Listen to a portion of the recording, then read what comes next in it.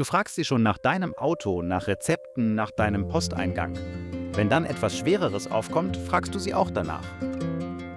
Eine aktuelle Analyse des KI-Wissenschaftlers und Forbes-Kolumnisten Lance Eliot beschreibt ein leises, aber folgenreiches Ringen, das sich gerade in der KI-Branche abspielt. Allgemeine KI, Werkzeuge wie ChatGPT, Claude, Gemini und Grok ist für hunderte Millionen Menschen zur Standardberatung bei psychischen Themen geworden. Nicht, weil sie dafür gebaut wurde, weil sie bereits da ist. Gleichzeitig drängt eine Welle spezialisierter KI, gezielt für psychische Gesundheit entwickelt, auf den Markt.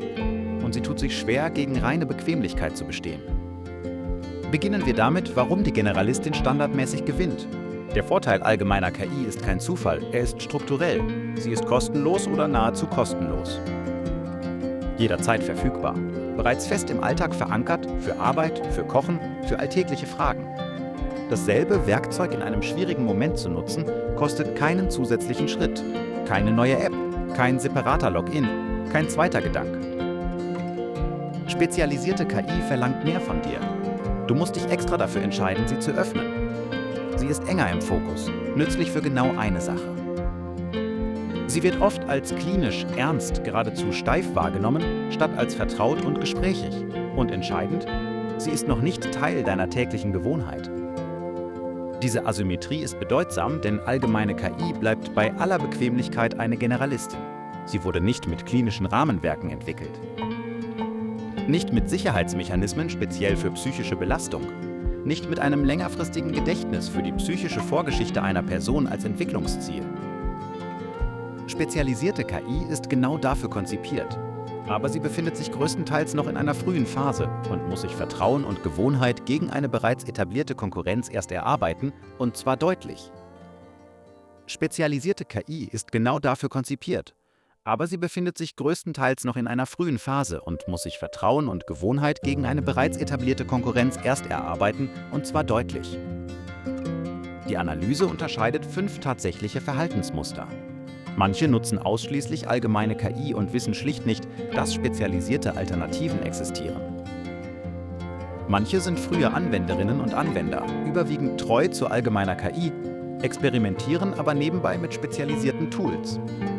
Eine kleinere Gruppe verlagert sich zunehmend auf spezialisierte KI als Hauptquelle. Eine kleine Minderheit meidet allgemeine KI bei psychischen Themen konsequent aus Prinzip. Und manche nutzen dafür überhaupt keine KI, aus guten eigenen Gründen. Der Schwerpunkt liegt mit deutlichem Abstand bei allgemeiner KI aus Gewohnheit, nicht aus informierter Entscheidung. Aus Gewohnheit. Hier wird es praktisch riskant. Fragmentierung. Angenommen, du hast wochenlang eine schwierige Phase deines Lebens mit allgemeiner KI besprochen. Dann entdeckst du ein spezialisiertes Tool, das für dein Anliegen wirklich besser geeignet wird. Hier ist der Haken. Das spezialisierte Tool weiß nichts von dem, was du bereits offengelegt hast. Du fängst von vorn an. In einem verletzlichen Moment ist diese Reibung nicht neutral. Sie reicht oft allein aus, um Menschen zu dem Tool zurückzuschicken, das ihre Vorgeschichte bereits kennt. Nicht das besser geeignete, das sich erinnert. Und hier kommt der Teil, der niemanden überraschen sollte. Es gibt wenig Grund zur Annahme, dass Anbieter allgemeiner KI freiwillig auf Beratung zu psychischer Gesundheit verzichten werden. Es steigert die Nutzungsbindung. Nutzungsbindung steigert die Kundentreue. Kundentreue steigert den Umsatz. Manche Entwicklerinnen und Entwickler spezialisierter KI verfolgen stattdessen ein anderes Modell. Eines, bei dem ihr Tool eine stille Übergabe von allgemeiner KI erhält, sobald ein psychisches Thema auftaucht, oder das Gespräche im Hintergrund beobachtet, um eine solche Übergabe vorzuschlagen. Beide Ansätze werfen echte Fragen auf. Zur Einwilligung, zu Transparenz. Dazu, worauf man sich eigentlich eingelassen hat, als man ein Chatfenster wegen des Abendessens öffnete. Das bedeutet nicht, dass allgemeine KI hier nutzlos ist. Oder dass spezialisierte KI automatisch die sicherere Wahl ist, nur weil ihre Entwicklungsabsicht besser ist. Sie bleibt im großen Messstab weitgehend unerprobt. Was es bedeutet, ist Folgendes. Das Werkzeug, auf das Millionen Menschen standardmäßig für einen der sensibelsten Bereiche ihres Lebens zurückgreifen, wurde nicht primär für diesen Zweck entwickelt.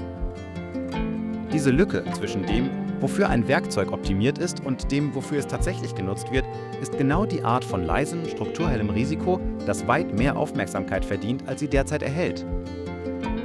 Wenn dich das interessiert, findest du den vollständigen Artikel auf Substack.